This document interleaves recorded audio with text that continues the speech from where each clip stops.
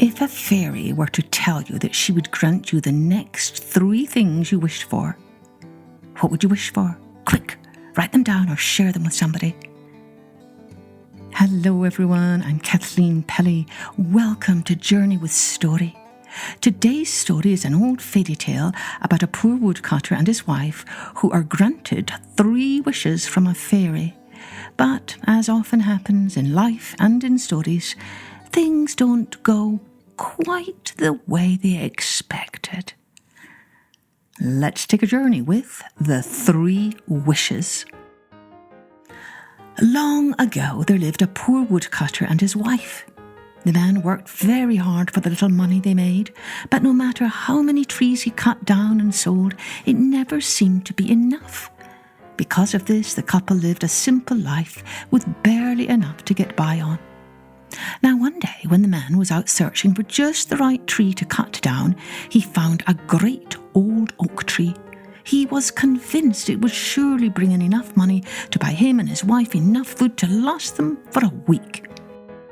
So he took his axe in his hand and he swung it round his head as though he were going to fell the tree at one stroke. But before he could strike, he heard a most pitiful cry. And there before him stood a fairy. "Oh, please, kind sir," she pleaded, "do not harm this tree. Let it live." The woodman was speechless with amazement, but at last he managed to find his voice, and being a good-hearted man, he agreed to the fairy's request. "Very well," he said, "I will do as you wish." "Oh, you won't regret this," said the fairy, "and to show you how grateful I am, I will grant you and your wife the next 3 wishes that you make, whatever they are." And with that, the fairy vanished as suddenly as she had appeared. Since the man didn't really believe in magic, he went on about his business as usual. He travelled deeper into the forest to find other trees that he could cut and make good money with. By the end of the day, he was exhausted. He worked so hard that he forgot all about the fairy and her 3 wishes. When he arrived home, his wife placed a supper of weak potato soup and stale brown bread in front of him. Not thinking, the man sighed and said, "Oh, how I wish I had a nice fat juicy sausage for my supper." And lo and behold, a nice fat juicy sausage appeared in front of him. The woodcutter stared and stared in amazement, while his good wife stared even 3 times longer. "What is all this?" she cried. Then the woodcutter remembered all that had happened in the morning, and he told his wife all about the tree and the fairy and the 3 wishes. His wife scowled and her face grew red with anger until when he came to the end of his tale, she burst out. "Ah, what a fool you are!" she cried, "to waste a wish on a silly sausage. Why didn't you wish for gold or jewels or a large farm or enough to eat for the rest of our lives? I wish that sausage were hanging on the end of your nose right now, that I do indeed."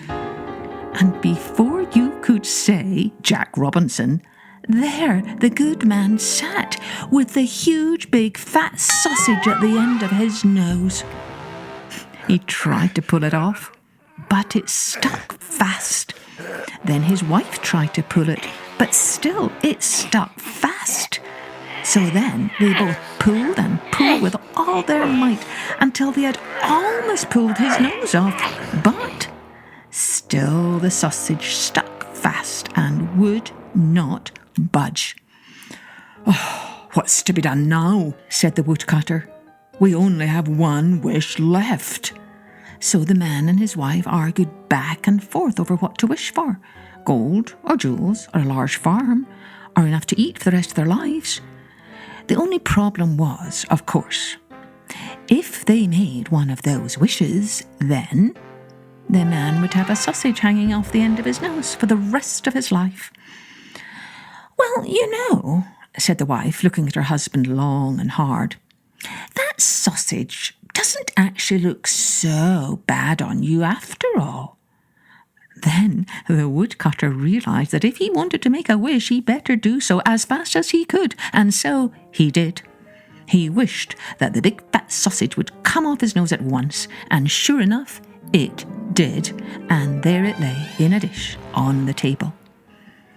And if that good man and his good wife never rode in a golden coach or dressed in fine silk and soft satin, well, at least they had as fine a sausage for their supper as any person could ever wish for.